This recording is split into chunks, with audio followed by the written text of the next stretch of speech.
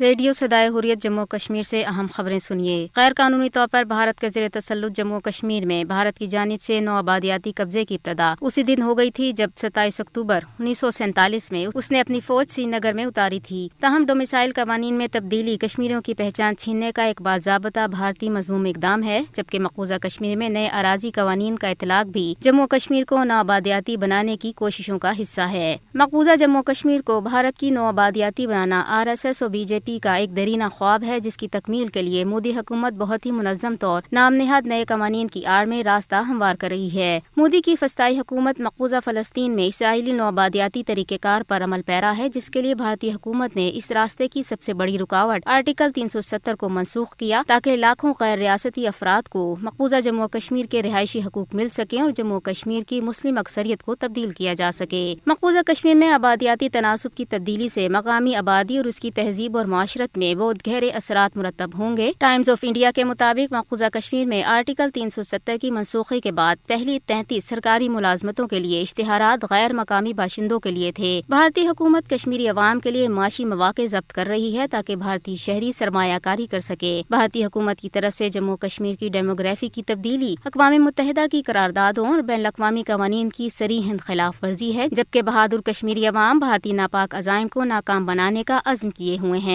مقبوضہ کشمیر میں کل جماعتی حریت کانفرنس نے بھارت کی طرف سے نافذ کیے جانے والے نئے قوانین کے خلاف آج نماز جمعہ کے بعد پرامن احتجاجی مظاہروں اور کل ہفتے کے روز مکمل ہڑتال کی کال دی ہے، جبکہ قاضی گنڈ کولگام میں BJP کے ایک لیڈر سمیت 30 کارکنوں کو گولیاں مار کر ہلاک کر دیا گیا۔ خبریں ختم ہوئیں۔ 5 اگست 2019 کے غیر قانونی اقدام کے لیے صرف مودی رجیم کو ذمہ دار قرار دے کر کانگریس دراصل اشک شوئی اور دھوکہ دہی میں مصروف ہے، جبکہ تاریخی شواہد و حقائق سے ثابت ہوتا ہے کہ پنڈت نہرو بھی اپنے دور اقتدار میں اس معاملے میں پیچھے نہیں رہے۔ 27 اکتوبر 1947 کے جعلی الحاق کے موقع پر یہ کہنے والے نہرو کہ یہ وقتی فیصلہ ہے، اصل حل کشمیری عوام کی خواہشات کے مطابق ہوگا، مگر بھارتی نیت کی پٹاری سے اصل سانپ کچھ عرصے بعد ہی ظاہر ہو گیا تھا جب نہرو نے دفعہ 370 کے خاتمے کی حمایت کی۔ کانگریس اور BJP میں فرق صرف اتنا ہے کہ ایک نے ڈھٹائی سے اور دوسرے نے مرافقت سے کشمیر کی حیثیت کو تبدیل کیا۔ سنیے یہ دستاویزی حقائق۔ 23 جولائی 1975 اور 30 جولائی 1986 کے صدارتی احکامات نے آرٹیکل